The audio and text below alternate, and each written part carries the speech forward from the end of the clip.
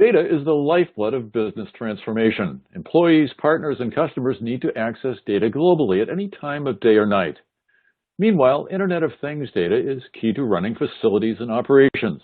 The convergence of IT with physical and operational systems is creating new and daunting challenges for CSOs as bad actors threaten both data and physical breaches. But those challenges also contain the opportunity to build new, highly effective consolidated defensive strategies. Hi, I'm Stan Gibson for CSO Marketing Services, and I'll be your host and moderator for this webcast.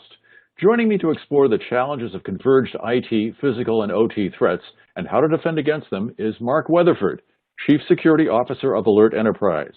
Welcome, Mark. It's great to have you here for this webcast. Hello, Stan. I'm really happy to be here with you today. Mark, security is top of mind for everyone. How do you see today's threats? Well, I've been saying this for years, so it sounds kind of redundant, but we continue to be in this perfect storm in security. And it's gotten worse over the past few years because OT and industrial control systems have now become targets. And all of these bullets in the slide here today remain true in varying degrees. And while they're all important, I really believe that two of them contribute most to the problems in cybersecurity. And the first is that the broad technology innovation that's occurring much faster than security technologies to ensure that those innovations are providing a safe and secure experience. So basically, technology is moving faster than security can keep up with it. The second is that the lack of international norms of behavior between nations and the lack of agreement on what's considered off limits or red line behavior means that even friendly countries limit the ability to hold people accountable for actions that, others may consider criminal. And kind of going back to the OT and ICS that I mentioned earlier, which is where our critical infrastructures like electricity, water, oil, gas, et cetera, where these are all dependent, and it's not unusual to still see very, very old technologies, often 30, 40-year-old devices and protocols that simply cannot be secured without a bunch of compensating controls that really clutter up the operational environment. Mark, there's no doubt that attacks are rampant, and most CSOs are doing something, but in what ways do their defensive strategies fall short? So if 55 security products and services is the right number, and no one is really sure, but in my experience, it's probably pretty accurate, then we really have some problems. As a multi-time CISO and CSO who struggled like everyone else with money, technology, and people resources, I challenge anyone to effectively and efficiently manage 55 products and services. While it's obviously being done, it's impossibly inefficient, and really it's a drain on resources that could be more effectively deployed, in my opinion. And that's why I've always loved working with security vendors who could eliminate 2 or 3 or more products by buying one that would cover more of the landscape. Insider threats are a widespread concern also. Are they getting worse? Well, I actually think it's been pretty consistent over the years, and I'm not sure if that's a good thing or a bad thing. I remember talking about this a decade ago when we said that 50% of our security incidents were the result of insider actions. And this slide from a Darktrace survey shows about the same numbers. It's important, however, to really understand the difference between insider risks and insider threats. I found this in the recent DTEX Insider Risk Report and really thought it made a lot of sense. Almost everyone in a company, at least those who touch data and technology, could be considered an insider risk. And that includes all of your third-party relationships. And I think that's one place that a lot of companies don't look beyond their employees and look to the third parties. But insider threats, however, are typically categorized by malicious intent. That is, they've made a conscious decision to compromise systems or data, and obviously they're the much bigger threat than the insider risk category. Mark, let's delve into the convergence between IT and OT attacks. What's happening there? Well, the convergence discussion typically centers around IT security, OT security, and physical security. And kind of the plainest explanation I've ever heard is by AlertEnterprise CEO Jasper Gill. After talking with a variety of customers over the years who had a variety of security incidents, one of the most recurring questions Jazzbeer gets is, do I send somebody with a gun, a wrench, or a laptop? And this makes a lot of sense because in many critical infrastructures, when an alarm goes off at a remote site or even a local but distant facility, it's not often clear, what the alarm is for.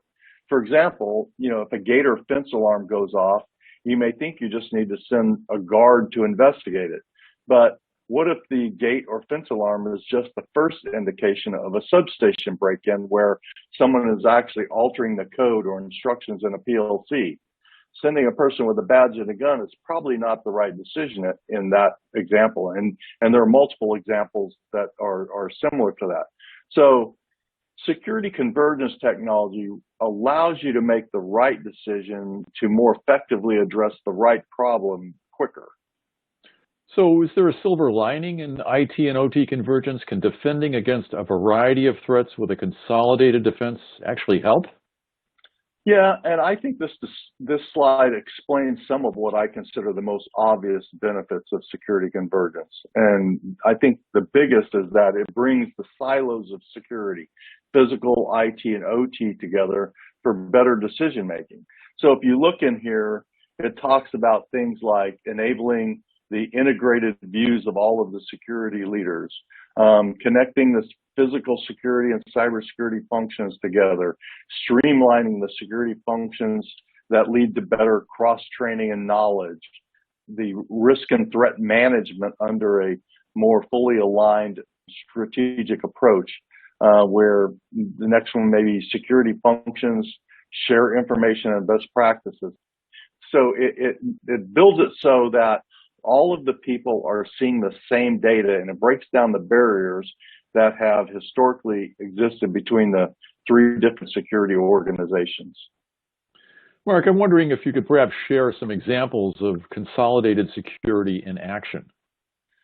Yeah, so I think this slide shows a number of examples. So where you look at, for example, a building, and just you can go around and look at some of these.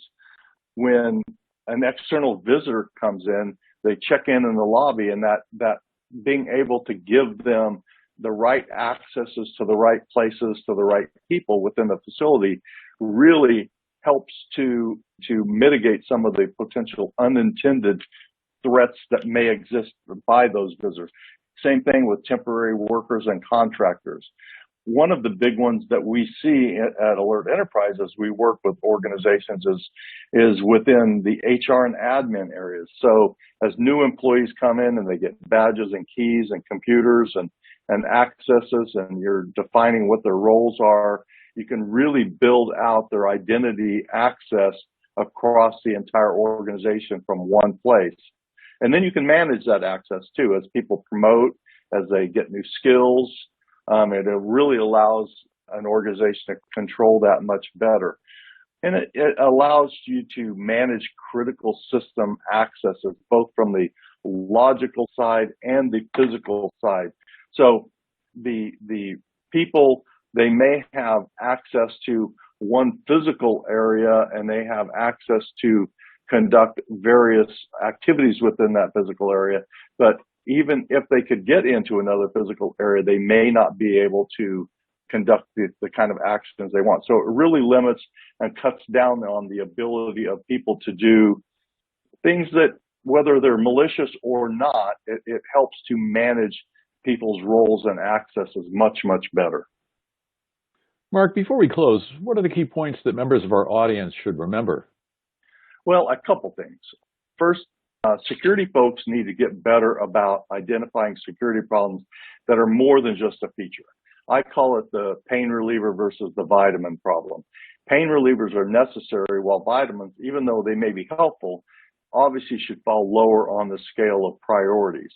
And security folks, teams really need to think about security from a more of a holistic problem. Again, as I said earlier, buying one product that eliminates two or three things.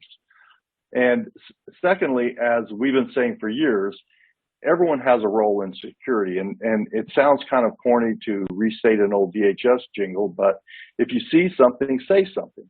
A lot of insider threat events would be eliminated if everyone took the time to just point out bad or poor security behaviors, or was able to recognize malicious activity before it turned into a disaster. So if you see something that doesn't look right, point it out, or talk to your supervisor or boss about that. And finally, and this, again, I'm just keep saying the same thing over again. We've been talking about this security convergence for years, and it's time to stop talking and do it. The efficiencies, cost savings, and enhanced security benefits are simply too big to be ignored. There's just no rationale for trying to support multiple security organizations within a single company.